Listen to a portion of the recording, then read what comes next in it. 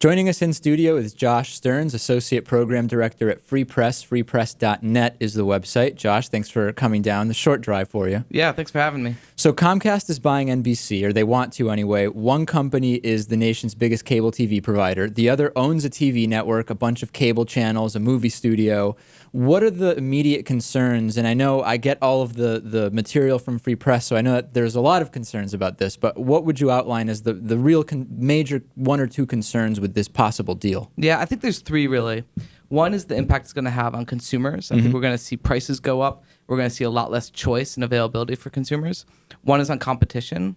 I think we're going to see monopolies showing up in local communities where Comcast is already, as you say, the major cable provider, major internet provider as well. And now they're going to own a broadcast station. So it's like every single source of news and information they're going to have a hand in.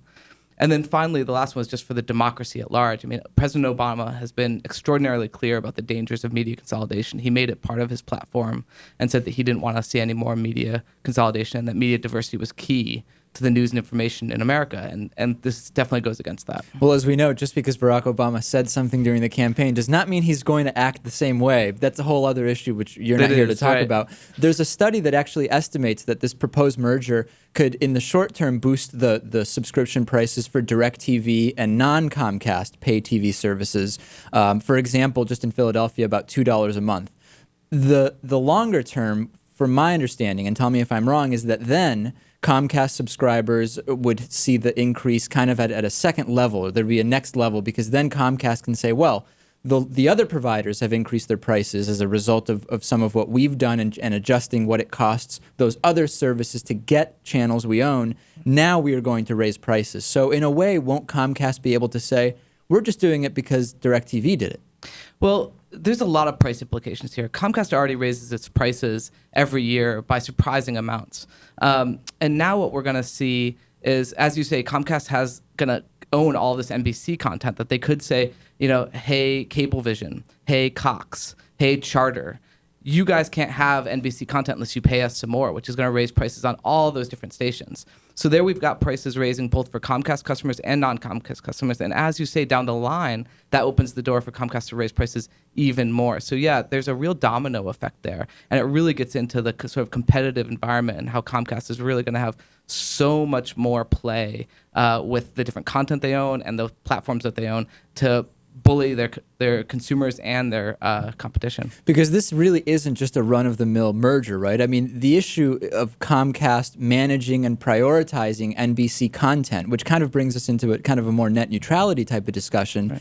Right. They could manage the content that they own differently. In other words, they could give priority in terms of image quality, or there's a whole other number of issues that come up when you talk about a merger like this. Sure. I mean, Comcast has actually said, hey, don't worry about this merger. It's vertical integration. It's not horizontal. So this isn't Disney buying ABC. This is Comcast, a primarily delivery platform of cable and internet, buying a content producer. And they say, don't worry, that won't cause any job losses. That won't cause any problems at all. When in reality, that is exactly the reason to be worried.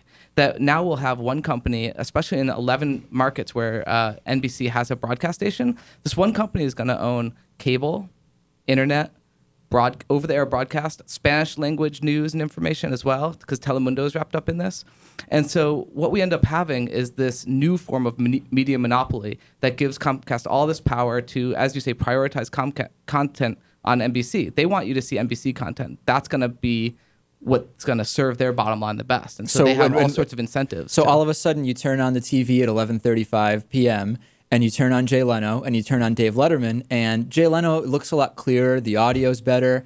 That's going to obviously lead to, it's kind of a way from the very top to influence what people are watching, is it? Not that we know that is going to happen, but it's opening the door. Well, let's take it out of the hypothetical for a moment and look at what Comcast's past actions tell us.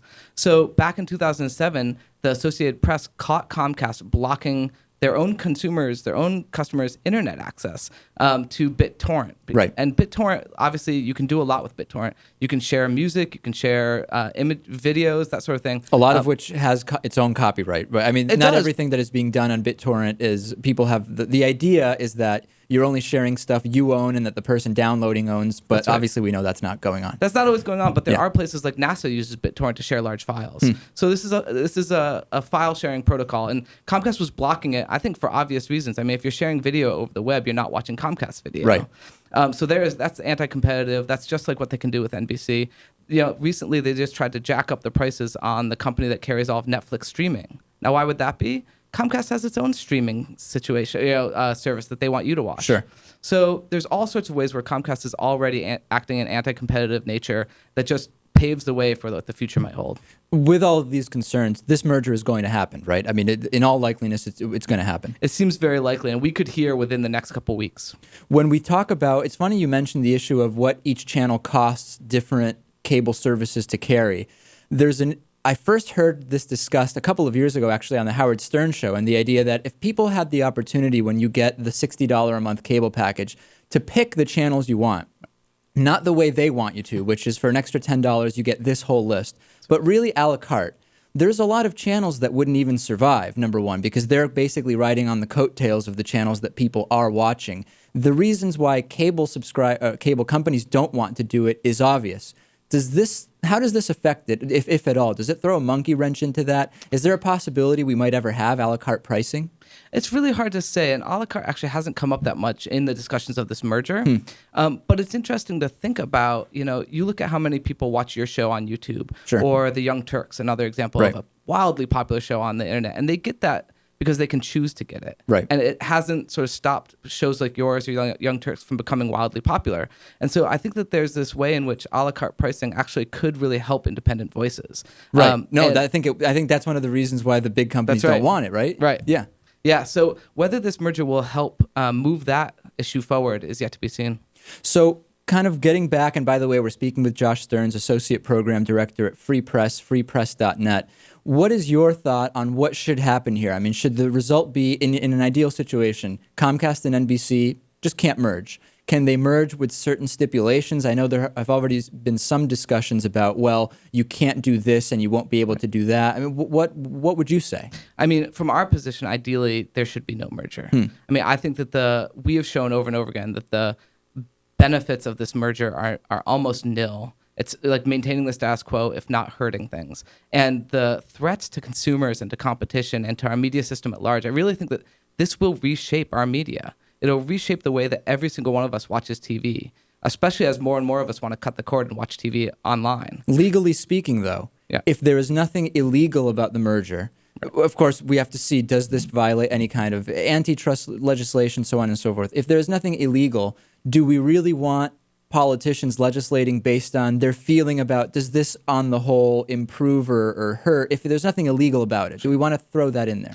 So the way it works is the Department of Justice is trying to figure out whether there's antitrust issues here. Right. That's that piece of it. The Federal Communications Commission is also reviewing the merger, and their responsibility is to make sure that this merger doesn't just maintain the status quo, but actually serves the public interest. So this merger should only go through, according to the law, if it serves the public interest, if it improves things for the public. So that really changes the scope and kind of the premise under which we have to analyze it, That's does right. it not? Okay, so that is the angle which groups like Free Press and others are trying to work, I would guess, versus this is an illegal merger. That's right. Interesting. Last thing on the FCC. Last week we talked about, or a few days ago, we talked about Al Sharpton wanting the FCC to get involved with Rush Limbaugh because Rush Limbaugh made some racist statements. And to me, hey, I don't like Rush Limbaugh any more than Al Sharpton does. I'm not a big fan of Al Sharpton. This is the wrong way to try to get the FCC involved and trying to get them to enforce content type of decisions, right? Absolutely. And Al Sharpton is going to lose on that. Yeah, we don't think that the FCC should be involved in content decisions. We don't think that the government at all should be involved in content decisions. We do think that there's a role for the government to be increasing the diversity of the voices on the airwaves. So we should be seeing things like there used to be something called the Minority Media Tax Credit that actually helped, through tax benefits, put more airwaves in the hands of women and minorities to own the media. And when that was in place, hundreds of new minority-owned and women-owned stations were on the air. It really increased the diversity of viewpoints, of local owners, and all those things help so that it's not just Rush Limbaugh on every station when you turn the dial. So what we really need to do is to have much broader diversity of news and information and voices, not to be silencing any one of them. And why did that credit go away? It did. It got stripped out in the late 80s.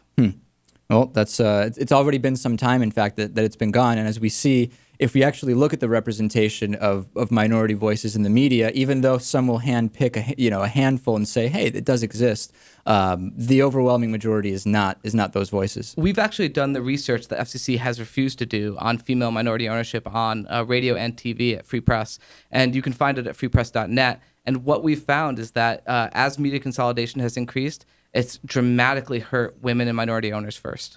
Josh Stearns, Associate Program Director at FreePress, freepress.net. Thanks for coming down. Yeah, glad to be here.